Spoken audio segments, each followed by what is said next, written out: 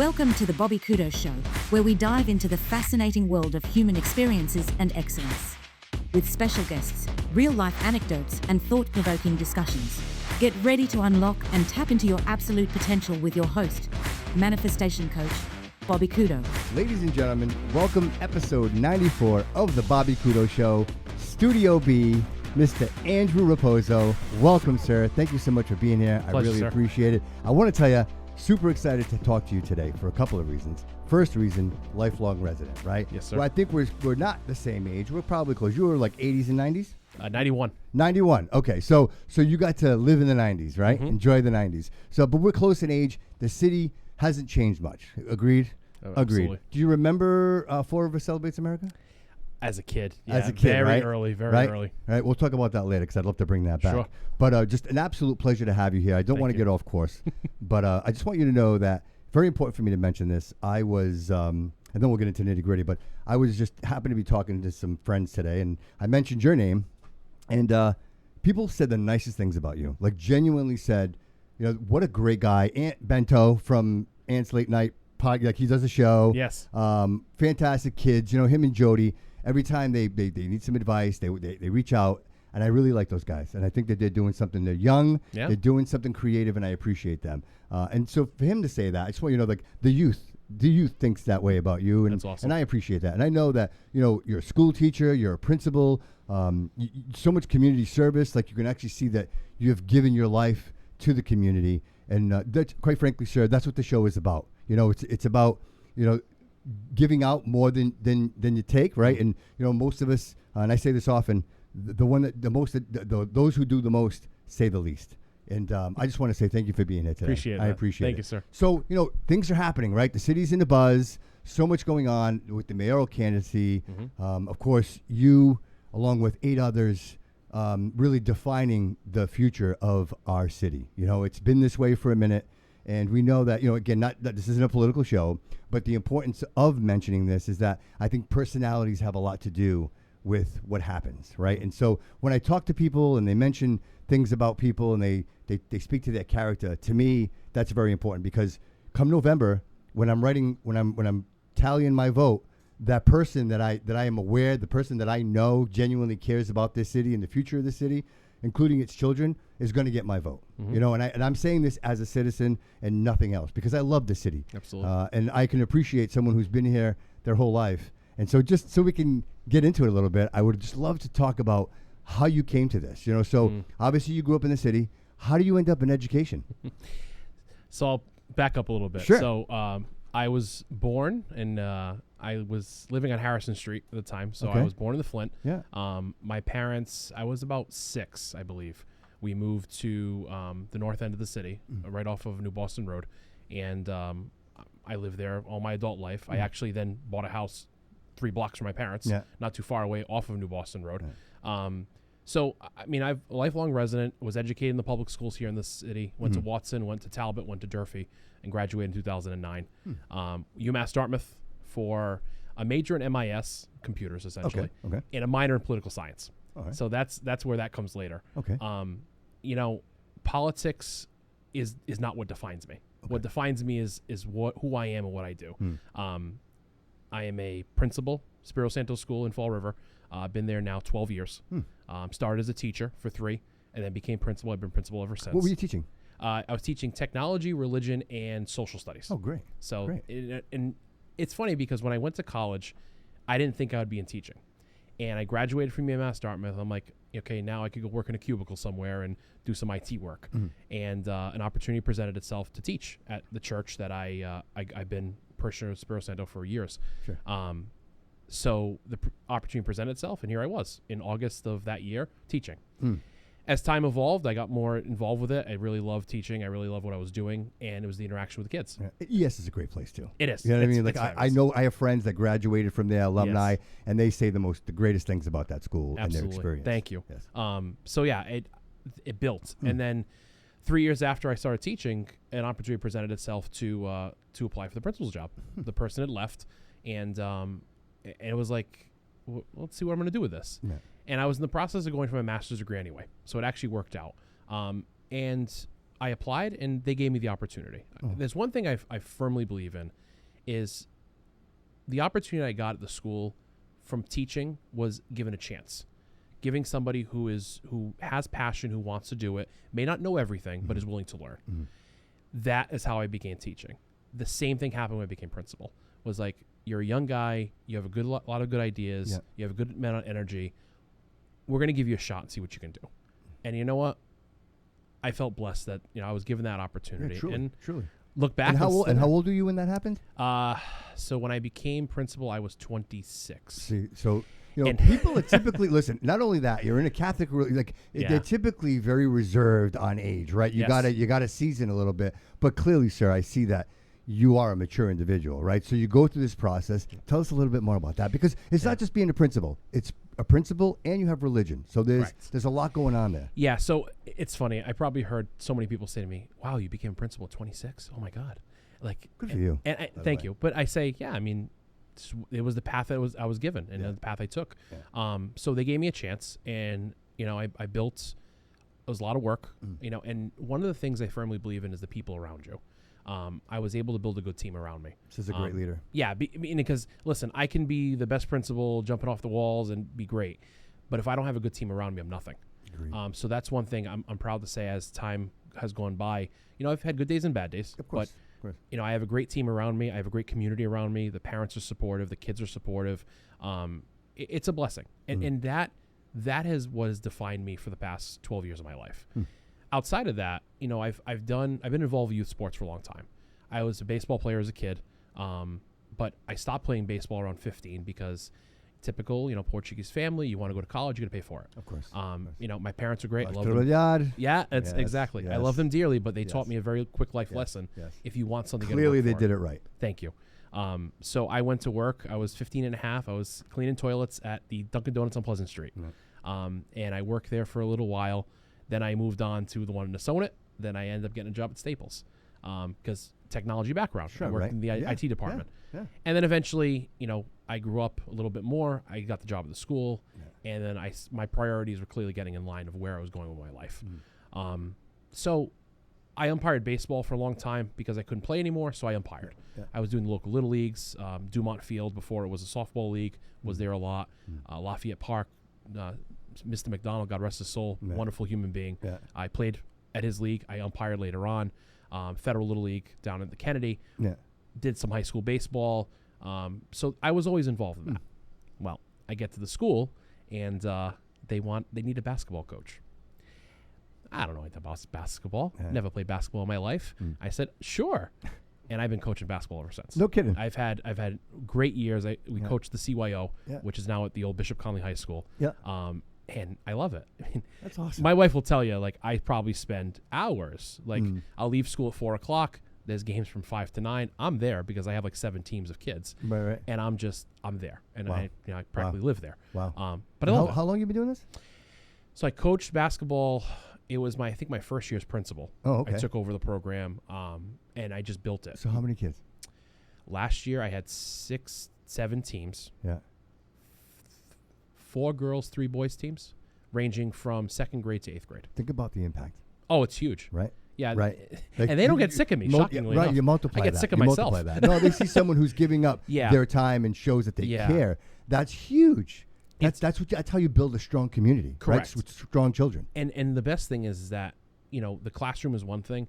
The relationships you build. I love these conversations, man. I get so excited, man. I I love to hear that there are people like you doing things like this. Correct. Man. I apologize if I get excited. No, it's all good. So the relationships I built with them outside of the classroom on the basketball court just then translate into the classroom.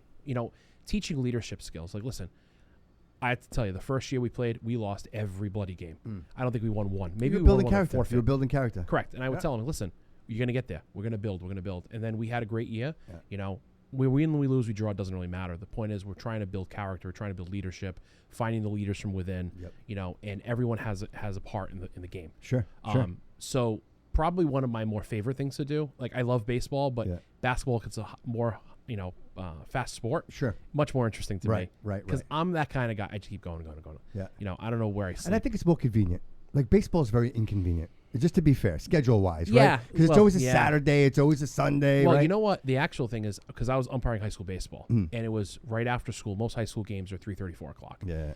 I just could never get out of the building Right to get there. And Yeah. if I did, I was going back to go do more work. Yeah. So at some point I said, it's not fair to the high school kids playing. I'm not giving the best of myself. You know Sure, what? sure. I'm going to stop doing high school baseball. Smart. I did local leagues on the weekends, 6 o'clock at night. Great. Yeah. But basketball really became a thing I enjoy. And again, because it's an extension of what I do at the school, it was like, I'm all in this. And we've continued. And it's been a fabulous experience. Great. Ever great. since. So you go through that, and then you say to yourself, let me dabble with some politics here, right? I was in Yeah. school. I did a little bit of this. Let's see. How does Yeah. that happen? So I've always been interested in politics. Obviously, minor in political science from UMass Dartmouth. Sure. So I studied that. And it's funny. I remember my professor at UMass Dartmouth say, he was the MIS chair. Yeah. He's like, I don't know anything about political science. Go talk to them. So I went halfway across the campus to the Liberal Arts Building. I went to go talk to the advisor. And I said, yeah, I want a political science minor. So I did all that. And more for like my own purpose. Like I wanted to learn more Was about it. Just like was it things were happening and you're like, oh, I just want to know how this works? Was it more like current events? Yeah, kind of. And I always had a fascination with government. Like I always was interested. Looking back. So it's funny. In high school, 2009, that was the year of 9 seat cuts in the city. Okay. So I'm 17, 18 years old. I am in the marching band at Durfee High School, and of course the rumors with the 9 seat cuts was okay. The music program's going to get cut. Right. So here I am, me and like half of my band friends showing up to a school committee meeting. And I remember Mayor Correa at the time, Bob Correa.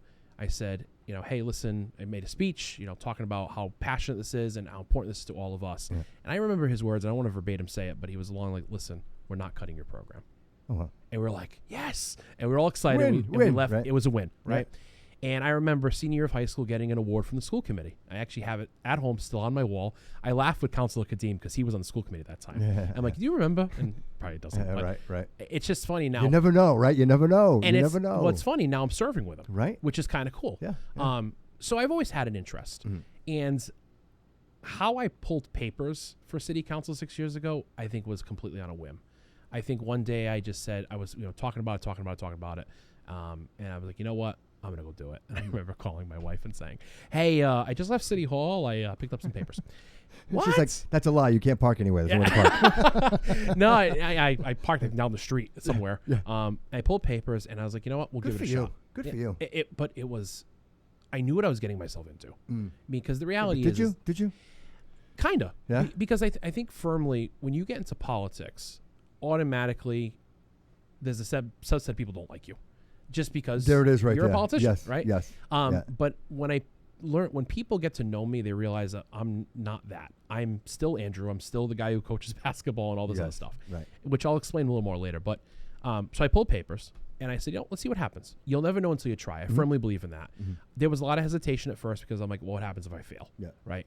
But again, this is 2020, just to give people right? Yeah. 2020. Yeah. So okay. that was around then. Yeah. And I pulled papers and I started getting signatures and I put it online. People were wicked receptive about it. Yeah. And Caitlin and I went around. We drove around the city, messaging Facebook. She Behind was every great man. I say it every episode. Well, listen, I'm not who I am because of her. She's great. She's my rock, my other side. Absolutely. And she's also the one who keeps me in check because she'll look at me and go, "You're being an idiot." Yeah. Thank you. Perfect. Like I said, behind every great man. Amen. So we were driving around the city. She's doing the Facebook messages for me. We're going to all these different addresses. I probably burned through 3 gallons of gas in a minute. Yeah. And I got my signatures. I got my papers submitted. Wow. Went to the first forum and do all that. And here comes election night. Now remember, that election there was no preliminary. So I had no idea what was going on. So I'm like, all right, here comes the general election. We'll see what happens. Yeah. And I placed 7th. Oh wow. In my first election. Oh wow. And I don't say that to brag by any means. No, that's wicked blessed. Yeah. And I remember it was Keith Tebow at FRC Media when he did the first interview with me. He's like, you kind of came out of nowhere. I'm like, I guess that's right. In some way. Like right. I did come out of nowhere. Like I think most people, when they run for the first time, they may not necessarily win or they get a gauge where they're at. Right. I was blessed to be elected. And I think a lot of it has to do with, and I'm a firm believer of what you give, you receive back. I'm a good person. I gave to the community. I tried to do the best I could do. I'm by no means perfect. Right. And I don't want to make anybody think that I'm sitting here saying, oh my God, he's the best. I'm not. I'm a human being. Absolutely. I make mistakes. Yep. I try to be better every day. My mission is always to wake up the next day and say, what can I be better than yesterday? Right. Sometimes I do well, sometimes I don't. Right. But the reality is I always try to do that. And we learn. Correct. Yes, We always, absolutely. and as an educator, every day is a learning lesson, no matter what. So here I am. You know, I'm sitting in the crowd. I think I was the only new counselor that year. So can you just tell us what that's like, right? So now it's your So first weird. day. It's your first day, right? You show up. Like, what is that like? What Like do the you first day of school, right? Like, where do you go? What do you do? What is it like? So I remember sitting in council chambers after the election. So it was November. So there was a solid 2 or 3 meetings before the inauguration. So I'm counselor-elect. Yeah. I'm starting to get the emails from City Hall about the meetings, and I'm sitting in the crowd just listening. So cool, right? So cool. You're like, wow, this is so cool. No, not for no. At first, she was like, "We could turn it off by." She's like, really, no. Really, Yeah, that's so cool. She's but she's grown over time with it. So I'm sitting there and I'm listening and taking it all in. It was a lot. It was a lot, and then to really get caught up to speed with where things were at. I mean, and I think too, you're a taxpayer. I'm a taxpayer. She's a taxpayer. We're all taxpayers. But I think when you get involved in nitty gritty in the weeds of how things operate, you begin to realize, okay, it's not as easy as people make it sound. It can be frustrating. Okay, especially being on the council, you're the legislative branch. You are 9 of you, so you have to find compromise and agree and disagree. Right. So I'm just sitting there taking it all in. You know, I'm blessed that when I finally got on the council, I give a lot of credit to former councilor Pam LeBeau, who was in charge at the time, and she said to me, "Hey, we're going to do committee assignments. What are your preferences?" And I said, "Well, I'm a school teacher. Like, kids, education. Yeah. Like, what can I do?" Yeah. So I ended up becoming at that time the chair of the Youth and Elder Affairs Committee, subcommittee, and the liaison to the school committee, which I thought was perfect for me because I work with kids. Sure. So that was good, and I appreciated that, and just trying to get up to the fold of where we're at. But I'm going to tell you, 6 years into this, I'm still learning. You know, I'm still learning about how processes are, how things go by, you know, how contracts are negotiated, all this different stuff that is way more complicated than people think it is. Right. So yeah, 6 years into it, I'm still learning, and I'm blessed to be here still today and running for your election, and hopefully it works out. So so you're there that first day. Yeah. You're mingling, right? You're starting to figure out personalities and who's who, and look, you don't have to. We don't have to get into the but it's. I would imagine that you've got the incumbents, right? Yep. And then you're kind of like, okay, well, where do I fit in this, right? And so right away you get these committees, and then you start to talk to people, right? Because you gotta connect, right? It's all about networking. Where do you network first? Where do you go first? Whoever wants to talk to me, that's it. I mean, I'll talk to a paint can, for God's sakes, at that point. You know, I kind of introduce myself to everybody. Obviously, they know who I was because I'm the new guy in town, right? I'm like the new kid in class. I'm just so interested in this because it's like, you know, 'cause you can never imagine being in that position until you're in it, right? Because we all think of like, hey, I'm going to be the mayor, and then all of a sudden you are, and then you're like, wait a minute, this is a lot. Well, I kind of go back to when I became principal. Like, so I was a colleague amongst colleagues, and then the next day I'm their boss. Yeah. You know, so it was like, woo. And again, back to the school, my staff, who were my colleagues at the time, were wicked supportive of me. Yep. You know, I stepped in at a time where I think the school needed some new leadership, and I moved it forward. Sure. And again, they were supportive, and they reciprocated that with me to make it happen. Yeah. So I kind of remember that day of sitting at my desk at 143 Everett Street and saying, okay, what's my first move? Right. Same thing at the council. I sat in the chamber. I got my little desk there and my name tag, and I'm like, okay, what do I do? Right. And one thing I did, and I always continue to do, I listen twice and speak once. Smart. Because you got to listen. Smart. Like, and the thing about me, and the kids know this too, like, I want to hear what you have to say. I want to hear, like, both sides. The same thing with council. There's always 2 or 3 possible scenarios or 2 or 3 possible opinions on a situation. Yep. I'm going to listen, take it all in, and then make the best judgment that I believe is the best. Have I always done that? Great. No, I admittedly will say that. Yep. But I always try to listen more than talk. And I remember my first year, people like, oh, you're not saying anything. Yeah, right. But when I did, Yeah. people were like, oh, okay. Right. Like, okay, it makes sense. Well, I think because I think you have etiquette. I think you possess an Huge, etiquette. I can tell you're huge. sitting there and you have etiquette. And I think, unfortunately, in watching some of these meetings, you're kind of like, the etiquette kind of goes out the window. But I understand. Look, I am Portuguese. I am Azorean Portuguese. I am very passionate, right? I may be yelling, but I'm not angry. And so I understand that there are a lot of people, let me say this fairly. The people that are there and participating in this are contributing to our community. They're giving up their time to support our community. So I don't want to say anything in a negative light. No. But what I would like to say is that it would be nice to be represented by etiquette, some etiquette. I'm not saying that we all got to be A, B, C, D, but I'm just saying that sometimes realizing, so I find it unacceptable when people don't communicate, right? So if you tell me you're mad at me, like if you and I are like, hey, we're counterparts, right?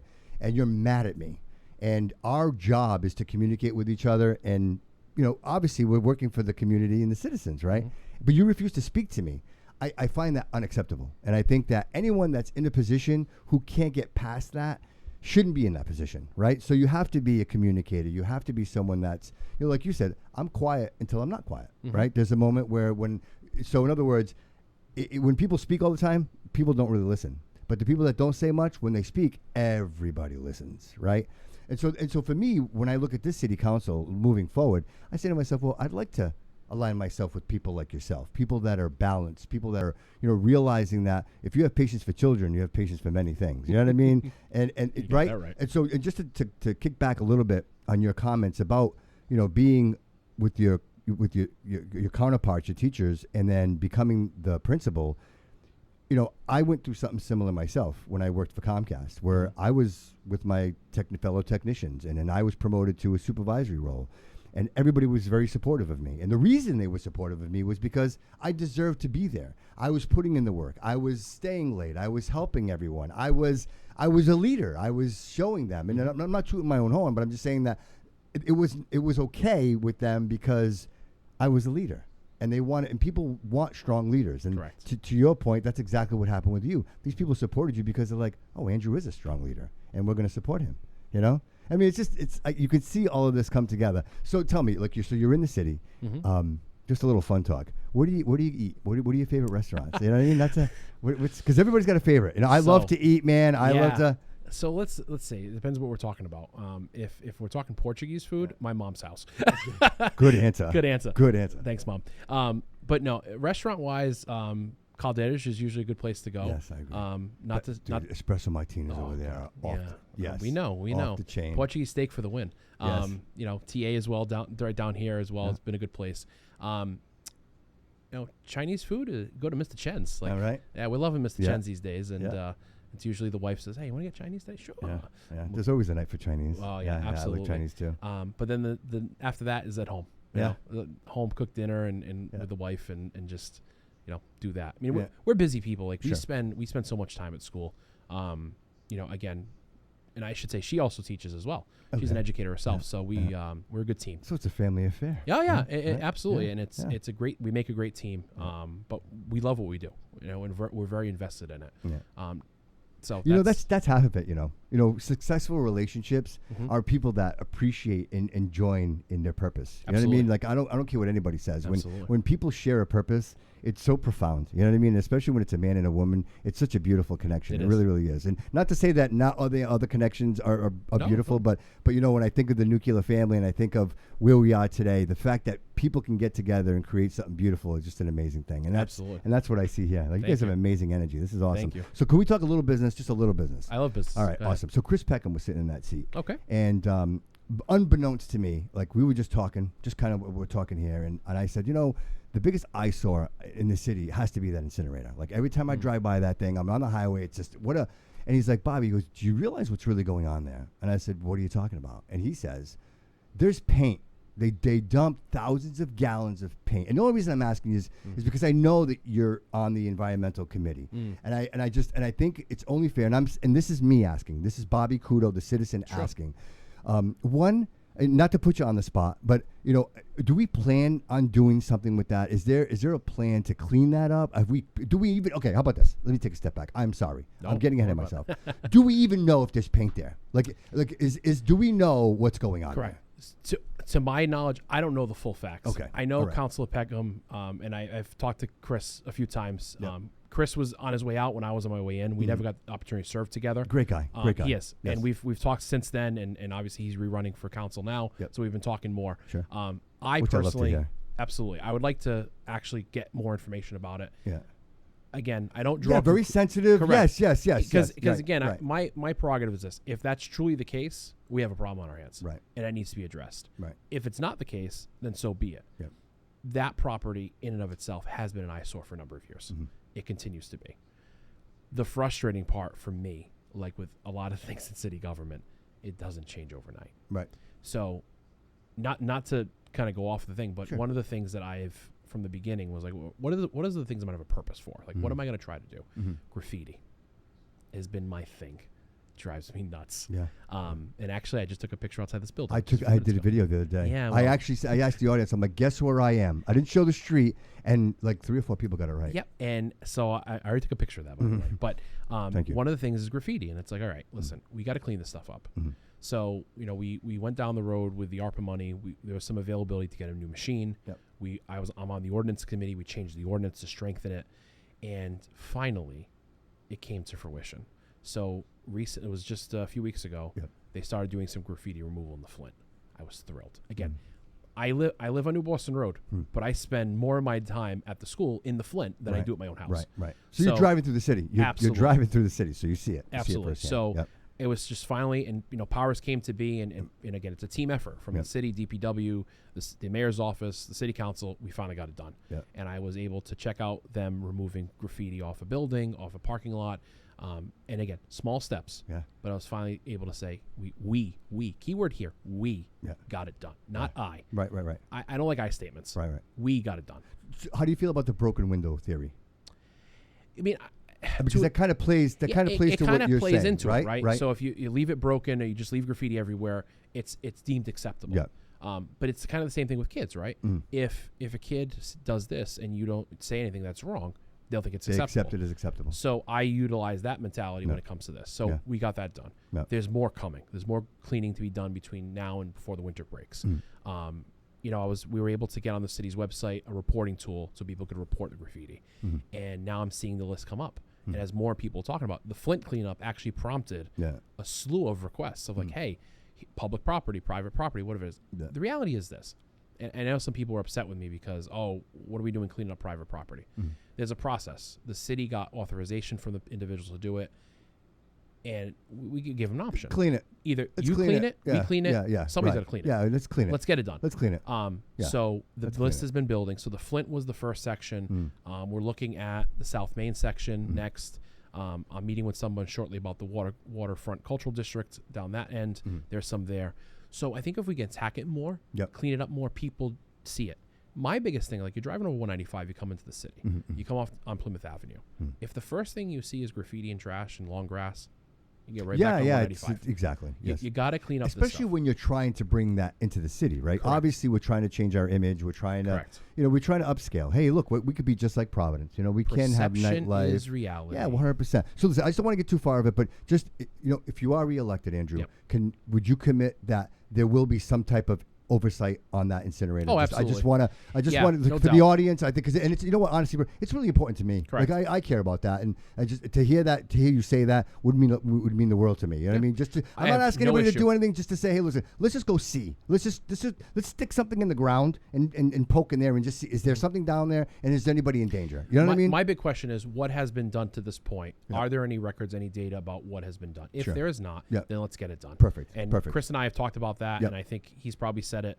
Yep. If he gets elected, he's going down that road, Yeah. and I'll support that. I Yeah. have no issue. I mean, getting the facts is more important than just playing this yes, game of absolutely. like, Blame, is it not? Is it right? Bingo. None of that. And I'm very, very careful with that because I would never want to have that perception out there. No. But to hear that, you're going to look into it. Chris said the same thing, and I only say this for those residents over there. A lot of people built property there thinking, these are their life homes. You know what I mean? And to think that there's something like that over there would be terrible. But I don't want to beat that dead horse. it's all But good. I really appreciate you committing to that. I mean, it really means the world to me. So real quick, I want to talk about a couple of things. Sure. So in 2000, Andrew has the opportunity. He goes in a time machine and goes back and tells Andrew in 2000, hey, buddy, this. What is he saying to him?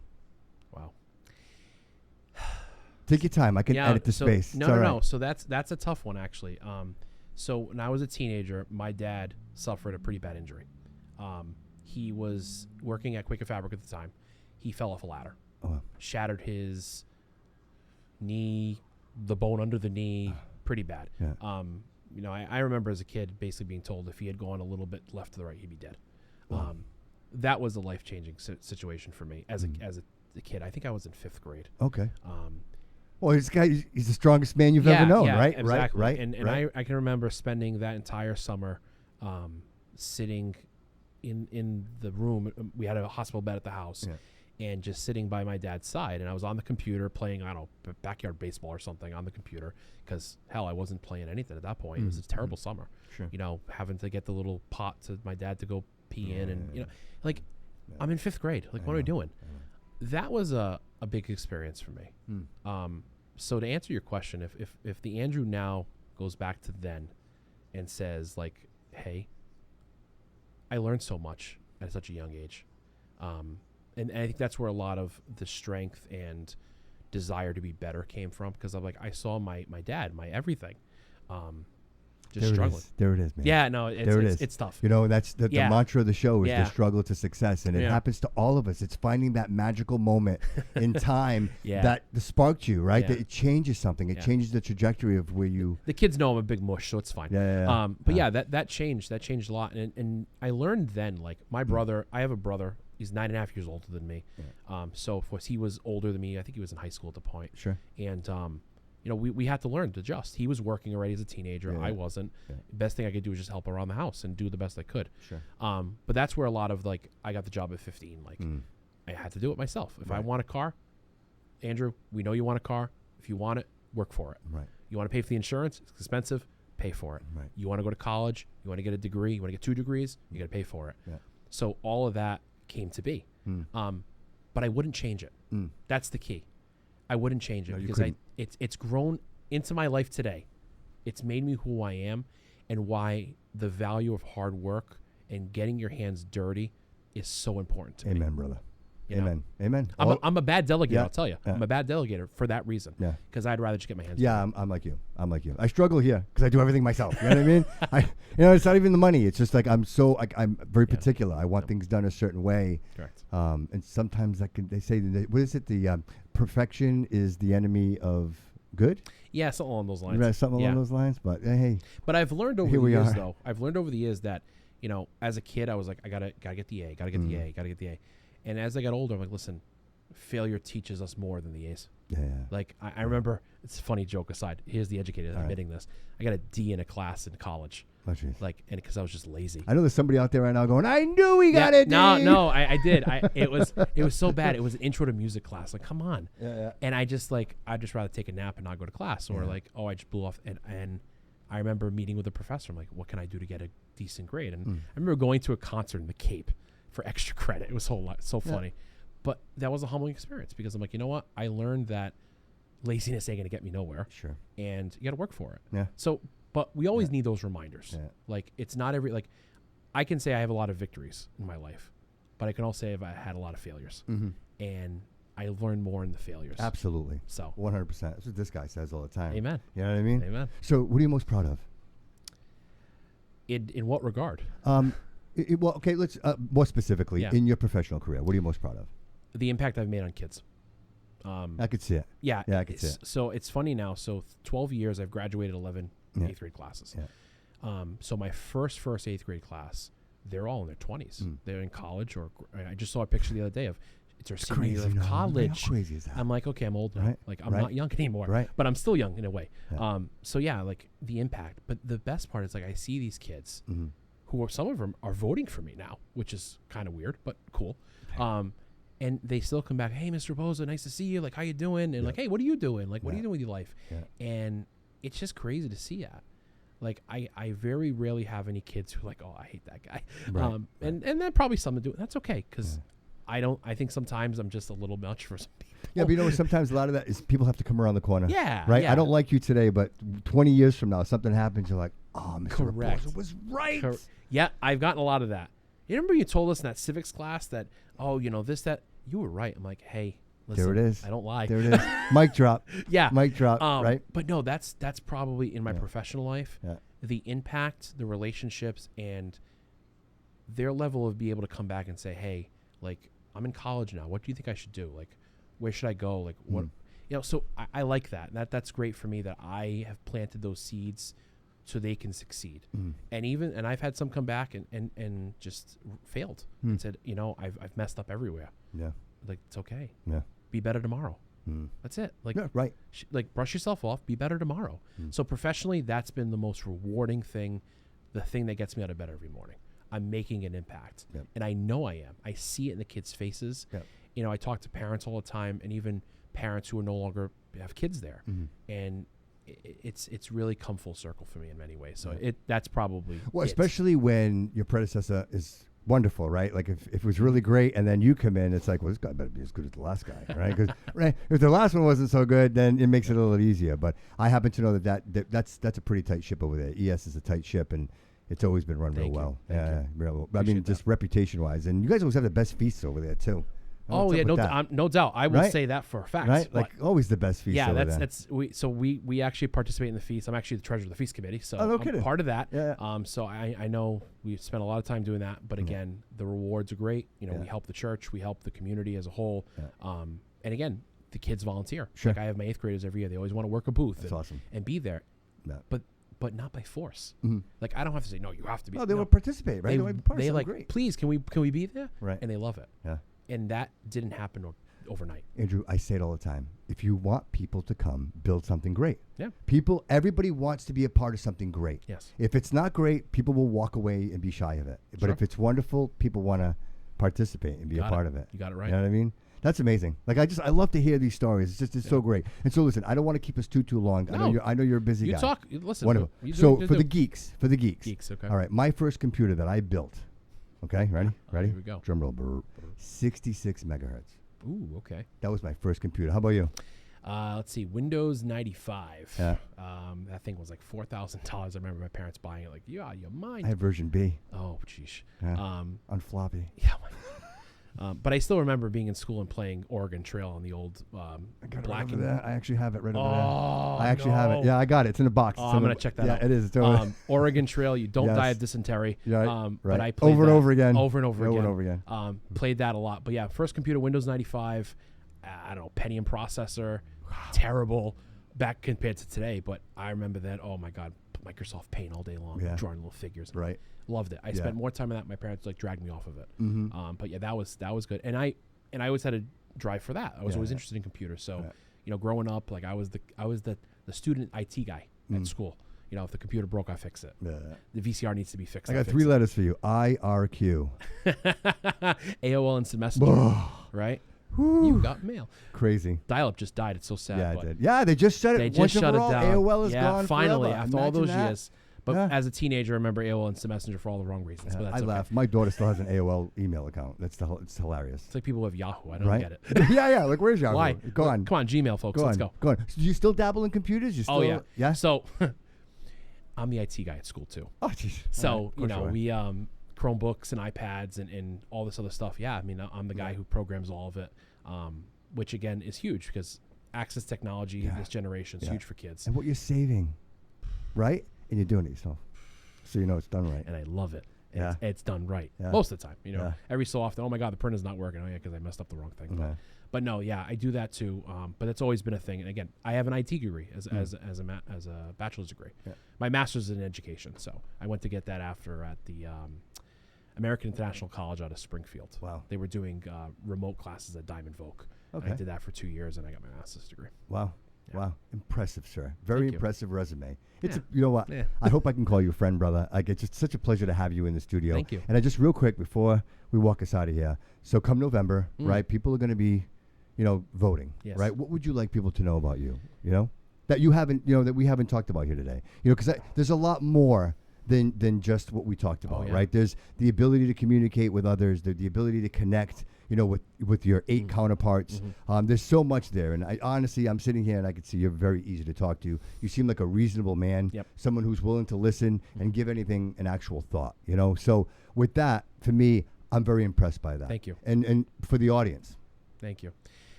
So what you see is what you get, right? Again, going back to what I said before, I think, as a politician, quote unquote, you automatically get this bad rep. Yeah. But I am who I am. If it's in council chambers, if it's at my principal's desk, if it's in the classroom, if it's on the basketball court, I'm the same guy. It doesn't change. I believe in morals. I believe in doing the right thing. And again, sometimes we make decisions that aren't always the right decision. But then I think it's bigger on us to say, okay, I screwed up. Yeah. How do we fix it? And that's the thing. So I think for the voters, I think people who elected me from the beginning, they gave me a shot. The brand new guy on the ballot, we're going to give this guy a shot. And they did. And the following year, 2 years later, I went up one rank. I went to 6th. So clearly I said, all right, something's working here. You're right. People are believing in me. Right. Because I was going to say the record matters, right? I mean, if people see progress, then there it is. Record matters. And I'll say it. I mean, I've talked to the current mayor, Mayor Coogan, and from the beginning I told him, listen, if I think you have a great idea, I'll tell you it's great. If I don't think it's great, I'll tell you it's not great. Yeah. And that's the kind of honesty I've had with him and others in elected office. Yeah. And even What's my colleagues. Like? He's coming in next week. Oh, is he? Yeah, he's coming in next week. I'm so glad that he accepted the invitation to come in. Awesome. What's he like? I mean, I have a good professional relationship with Paul. Yeah. Always have. Yeah. Obviously, I mean, he was the vice principal at Durfee. Yeah. But I didn't really interact with him when I was at Durfee too much. I just kind of missed him. Because I actually was at Diamond for 2 years. Okay. And I transferred to Durfee. All right. And more just because I missed the band. I missed that group. Yeah. I did that through middle school and elementary school. So I got back into that, and that's really where I wanted to be. So I never really interacted with Paul as a principal. Right. As a politician, obviously I interact with him now on the council. I can call him. He'll listen. Again, we may not always agree. Yep. And that's okay. I've heard that before too. That's perfectly fine. I've heard that before. And I'm okay with that. Yeah. We've talked and said, I don't really like that idea. Fine. We agree to disagree and move on. Yeah. But I think with him and others I've worked with, we'll not always agree. But if we can have a conversation and see what can we do, what's a middle ground, and if we don't agree, that's fine. Sure. And that's the magic of a legislative branch. Of course. There's 9 of us. Of course. So is that number always solid? Is it always the 9? Locally, yeah. Locally, right? It's always the 9, right? Some boards and commissions are different based size-wise. on population, right? Yeah, it all depends in charters and all that. But it's well, because you say it's 9, at least it's an odd number, because then has to be right. I mean, because if it's a tie, it's a fail. I was gonna say, I'm just gonna keep going in circles, right? Only in politics, a tie is a fail. Yeah. So do you see that? So you see progress, right? So you actually see change. You see progress. I do, and again, I think for the average person, for the average voter, it's hard because people want to see it done, and I don't blame them. I listen when I get the messages about the potholes and the graffiti and all that. I hear it, and it frustrates me as much as it frustrates them. Right. But the process is painfully slow. Yeah, man. You know what? It's almost like I hate to say this, but it's almost like an insulting question. Like if I'm asking you, hey, why are there potholes? Like it's almost like the obvious. Like we know the answer, and so it's the obvious question. And so it's like, why are we even in this space? And I think that collectively as a community, I think people are realizing, okay, well, you got to keep the eye on the ball. Like you played baseball for a long time. You can't take your eye off the ball. And you know what? I think we expect way too much from the people that are in politics. I think the responsibility comes to the community.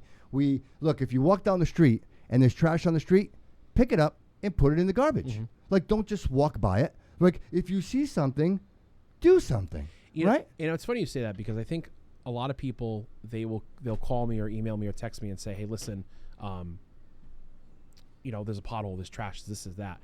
And they want me to facilitate more than anything else. That's what they want to do. So I facilitate. I'll call who I need to call to see if we can get a solution done. Again, may not be right away, but we try to get it done. And I try to answer every constituent call I get. Yeah. It's hard. Granted, I'm running a school full time. I'm doing all that. But I always try to make my way to make a connection to see what can we do about it and then eventually get that taken care of. Would you mind answering a question for one of the fans? Great. So Nelson Rigo reached out and said, can you ask him, or any candidate for that matter, he said, if they would consider providing incentives for businesses that want to open in the Flint? Absolutely. 100%. And I say that and I spend a lot of time. And I appreciate Nelson because I've talked to Nelson. Okay, great. I know Nelson. Great. Shout out Nelson. Yeah, absolutely. Thanks for reaching out, buddy. So his business actually just moved to the Flint. Okay. Into the mills down at the bottom it's the intersection of Alden and Quikasham. All right. So his business just moved in. There's a nice bookstore moving in there in a few weeks that I'm going to the opening. Yeah, that's huge. I think the Flint has a lot of opportunity. And I say that because I spent 12 years, making my living in that neighborhood with the people around. So I agree. I mean, I think the Flint has a lot of opportunity. Incentivizing situations, I think, would be huge, as long as it doesn't come to the detriment of the people. Right. Agreed. That's the key. Yeah. Like, you can't give away the keys to the kingdom, right?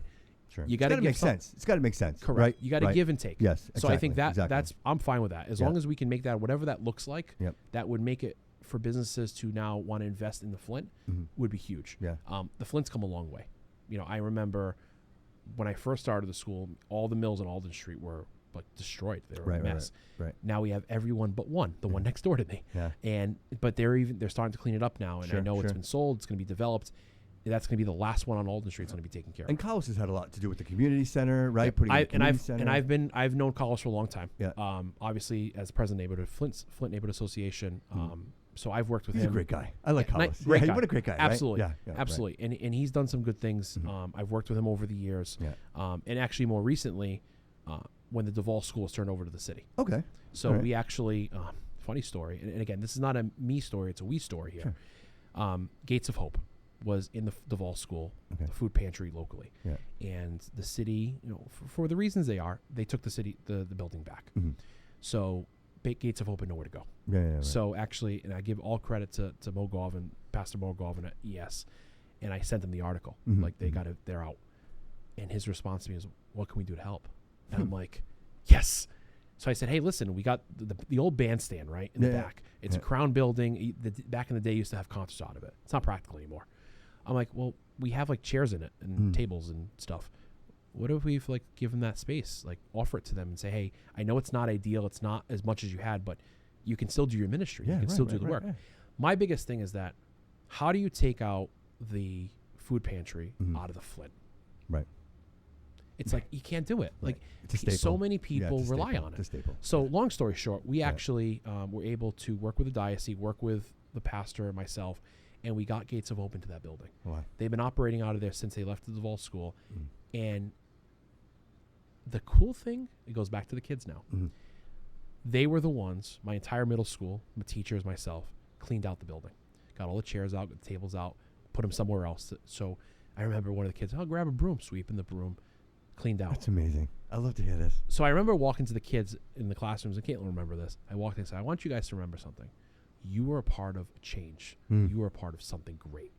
And because of what you just did, it's now going to help your brothers and sisters. Because again, we practice what we preach, right? Of course. Always helping your brothers Absolutely. and sisters, least of us. Yeah. And we just did that. Talk about it. Do Correct. it. Show it. Right? We did it. Ric Flair, right? Walk the walk, gotta talk the talk, right? So like we can talk all we want, but you gotta walk it. Yep. So we did it. The kids, collectively, all of us, we did it. Cleaned it out. She moved in, and the next thing we did a food drive. Catholic Schools Week, big thing in Catholic schools, right? We celebrate why we are what we are. And we did a food drive. We collected canned goods and bags and bags and blessed the community that I'm a part of. They just gave and gave and gave donations, gave money, gave gift cards. And then here comes middle school again. All right, guys, we got to sort all these bags, got to put them in, and we're going to walk them across the street, which didn't seem like a big deal until you see 75 middle schoolers with bags and boxes handing it to Gates of Hope saying, hey, now give That's amazing. That's amazing, man. That's just absolutely amazing. Okay? Like just and again, that's amazing. I don't tell that story because it wasn't me. It was us. Yeah. And the kids still remember it. So now they've been running out of there for a bit now. It's been great. I always like to go over. What a cool experience. What a cool experience. And again, you know what COVID taught us? A lot of the experiences the kids had to go out and do things, they couldn't anymore because of restrictions and rules changed. Rules all changed after COVID, right? Sure. So now the kids didn't have an option. We actually had a community service requirement at one point, and I pulled it back and I said, you know what? I want to bring an opportunity to them. And when this all kind of came to be, it was the opportunity to say, let's bring it to them. And so we've done 2 collections at this point for them. And I go over across the street every so often, literally like 50 feet from the building. Sure. Walk over, hey, how's it going? Check in with them. How's things? That means a lot to them. It's been a great relationship. And they're, for us, it was good because our mission and their mission is the same. Help people. So it's just a common goal. It's a win-win. So I'm, that on a professional level at the school, that was also a great opportunity. And it was weird because like, I remember the article, the principal / city councilor. And it was a weird world because I very much try to keep those roles separate as much as possible. Makes sense. Because, Makes sense. you know, my job is the principal. My job is the city councilor. And sometimes those roles can get a little wonky together. I try to keep them separate as much as possible. Of course. But this is what You're still one man sharing two roles, just for the record. Amen. Yes. But here's one thing. And we talk about decorum, talk about how you act. The kids watch these meetings. I remember I was on TikTok last year from a city council meeting.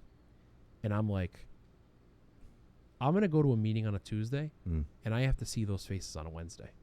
Right. And if I act like an idiot, they're going to say, that's our principal. So that's why I'm huge about, you know, decorum, about how I handle myself in the chambers, even out of the chambers. Sure. You know, because they see it. Right. And if I'm not setting a good example there, 100%. what am I doing You're a hypocrite. at school? You're a hypocrite. Exactly. You're a hypocrite. So that's why, like, again, I know I get the criticism. He doesn't say a lot, but when he does, he talks. And I appreciate the people who have supported me. I hope that I can continue to do that. Yeah. You know, the re-election process has been great. Obviously, no preliminary this year again. Right. But, you know, I put signs out. People have been receptive. People have talked. I've gone to a few events here and there. Very positive energy, which I love. And I hope and pray that people will continue to let me do what I'm doing. I'm sure they will. But question. Hope so. Do you want to continue this role, or do you think maybe there's something more in the political realm for you? I take it day by day. Day by day. Honestly. Because and there's a thing for me, it's like you got to learn. And I don't know all the answers yet. So until I feel comfortable in this position and where I'm at, and even in the council, there's room to grow. Right. More leadership you can take on. It's learning. And that's what I'm focusing on. Right. Because just like I became principal, it didn't happen overnight. And even in the years I've been principal now, 9 years, from day one to today, I even learned something new today. And it's been 9 years. Right. So I'm going to keep on the course I'm going. Sure. If people continue to trust me, I'll continue to do the work. That's what I'm looking for. And I know people say, oh, you're in the community. I support things. Like we go, and again, this kind of brings her in because we go now, a lot of it together. We're going to city events. We're going to different things, supporting the arts, supporting this event here and there. And I try to spend time and be present and see. Just like going to those events and going to the neighborhood meetings. You want to know what's going on in Fall River? Go to things. Yeah, that's talk to people. That's what and they'll pull you and say, hey, by the way, counselor. That's where I want to be. I learn nothing on Tuesday nights. I'm going to tell you right now. You learn nothing. You learn everything in the community talking to people. And that's where I want to be at. And that's huge for me. And again, I wish I could be at everything. So steady the course for you. Yeah, no, absolutely. Steady the course and keep on going. That's the name of the game right now. All right, real quick. Parents, where are they from? So my mom was born here. Okay. She's born in Fall River, right off of Beach Street. All right. That's where they lived at one time. Right. My dad is from Britannia. Oh, okay. Yep. All right. Whole family, all from there. Yeah. Do you speak it? Oh, the swear words. No. The swear words. No, not even that. No. So we spoke a lot of English at home. I'll beep that out. That's all right. I learned more though actually being at the school. Yeah, I was gonna say that's a lot of Portuguese. We teach Portuguese from kindergarten to 8th grade. Yeah. So I've learned a lot over the years. But Dad was born there. Mom was born here. My mom's parents both born there as well in the Azores. So I actually went to the Azores for the first time a few years ago. All right. What'd you think? Different world. Right. Nice world. Right. Calm world. And it's just so different, but it was a beautiful experience. Yeah. And I hope to actually get my dad back because he hasn't been since he left as a kid. My mom, 80th birthday, I took her. She hadn't been there since she was 50. And a lot of them don't go back because they only remember poverty. Right. So like so much, I showed him the pictures. He was amazed. Yeah. But yeah, awesome family. I love them dearly. And so you got to see where he grew up, right? Right. Went to the church he was baptized in. My mom too. I went did to that too. I did that. It's crazy that that's still there. I'm like, wow, this is still here. The house isn't there. It's a plot now. It's literally my mom's land. too. It's a plot. It's nothing bamboo. impressive. It's bamboo. It's correct. Bamboo. Yeah. But that's where he apparently lived. Yeah. But yeah, it was a cool experience. We might be brothers. Well, when they say the Portuguese community, like everybody's cousin of somebody. You're a cousin of somebody. Yeah, something like that. Yeah. So no, wicked blessed, supportive family. That's awesome. Supportive wife, of course. Yeah. And it all comes full circle for me at the end of the day. So here I am, and again, this is a blessing, this opportunity. I really appreciate you guys reaching out to me, because and I will say this: I've watched some of your episodes. Appreciate what you do. Thank you, man. That means a lot to me. Because again, I think media, no matter if you agree with it or not, it's so important. like we It's necessary. as an educator, Yeah. we use media to promote. Mhm. Catholic schools we're promoting, like come to our school. Yeah. But as a person, like this is the way of the world. Absolutely. You got to embrace it. Absolutely. But I like what you do here, and I appreciate this opportunity to just have a conversation. That's what this is. That's huge. You know, I told David, I said, listen, I want this to be me and you sitting down at dinner. Like if we had a meal in front of us right now, our conversation wouldn't be any different. Yeah. We talk a little bit about everything. You know what I mean? Like it's nothing about calling anybody out. It's not about pulling punches. It's not about that. Yep. It's really, who are we? Like we don't know the people that are leading our city. You know what I mean? And Like, honestly, you get nothing done by pulling punches. exactly. And that's the thing is, that's all people do is talk negative. I think people Right? confuse honest talk versus like gotcha. 100%. Like listen, we can be critical. Absolutely. We can be brutally honest. Yes. But if we're just gonna kick each other in the knees, Yeah. we're not getting anything done. Yeah. You know, I get a lot of criticism on the backside from Facebook, but Yeah. I don't mind it because, to me, the people that are really listening are like you, like saying, hey, Bobby, you're on the right path. Keep doing what you're doing. Do not deviate and get into this mud. You know what I mean? And I won't. And it's not about that. No. Yeah. And I read some of it too. Like I Yeah. read it for myself and I say, okay, Yeah. like criticism's part of life. Exactly. Like, you can be better with criticism sometimes, and you take it Yes. and what can you do with it? Right. If it's valid, great. If it's not, hey, I can't do anything about that. Right. I would Life love goes for on. somebody to be like, hey, Bobby, maybe you go with a green color on the wall instead it's this ridiculousness about, you know what I mean? These things that don't even matter. But, It's all good. to me, the message is clear and true, brother. And I'm all about the journey. It's about the absolute to the absolute. We find ourselves in that moment in life where something sparks inside of us, and then we're chasing that for the rest of our lives. Because in true fact, we never become the best version of ourselves. No. The journey is the pursuit of it. Correct. Right? It's the pursuit. Because I used to say it. I went through some hard times in my life, and I was saying, like, I'm the best version of myself. And then, you have the real thought, like when life really happens, and you say to yourself, hold on a second here. Mm-hmm. If I'm the best version of myself, then this is it. If you feel you're perfect, you failed. Because so now, there was only one that was perfect. Yes, I'm better today because of our conversation, brother, and that's what this is all about. Appreciate that. Andrew, I appreciate you. Good Thank luck you, sir. in November, Appreciate man. that. I'm sure you don't need luck. I mean, obviously, man, you're a man. No. Don't get too confident. Yeah. I am not confident. People Well- say to me all the time, "Oh, you got no problem." Yeah. Well, you're a man of character, and so that's what I'm speaking what to. happens. I'm speaking to the man of Appreciate character, that. and I appreciate you got amazing energy, brother. And like Thank I said, you. I hope I can call you friend. Yes. And the show is a friend of yours, brother. Anytime you want to come back, you want to sit down. Oh, there's going to be a part 2 of that. We have to talk I more would about other love to. things. Absolutely. I You would call love me, to let's do do that. it. Let's do it. 100%. I just, Absolutely. I know tonight is a big night for us. We have the debates tonight over at the Liberal Club. Going right there and after that's, this. And that's kind of where I'm leading us all out of good. here to head over there and support the leaders, right? The leaders that are. And it's critical. It's Yeah, important. absolutely. Like if people can't make it there, watch it. Yes. Because at the end of the day, that the mayor's office, like the city council, the school committee, is huge in what the city does next. Yep. And if you can't make it, watch it. Yep. Be aware of what's going on. Right. And again, vote. Get out there and vote. Do the process, because nothing changes without the political process. That's the 100%. magic of democracy. Yes. Get involved. Yeah. It's like recycling. Right? Yeah. If you don't recycle, because people say all the time, am I making a difference? The truth is, you can't think that way. Correct. Every vote matters. And my mission in all this, I repeat, this is not a political show, but I talked to David, and we both agree that our mission in all this is going to be communicating to people to register to vote. Like, I think that's a big Absolutely. issue in the city, and I think it's a good stance to stand on. Like, I'm not going to, we're not going to promote anyone in any way, shape, or form, but I think Vote. just go and vote or go register to vote. I Amen. think 10,000 votes is unacceptable. Like Correct. we need to, of a populace of this size, like, let's go. Let's show up. You know what I mean? Amen. Show up. Amen. Brother, thank you. Appreciate you. I appreciate you. Thank you. Thank you, everybody. We appreciate you being here today. I know, for the long haul. Like, I've been doing, it's just like a marathon for me, man. I've been nonstop, one after another. Love it. I apologize. But remember to like, follow, and subscribe to the show. Always remember that all roads lead here. Thanks.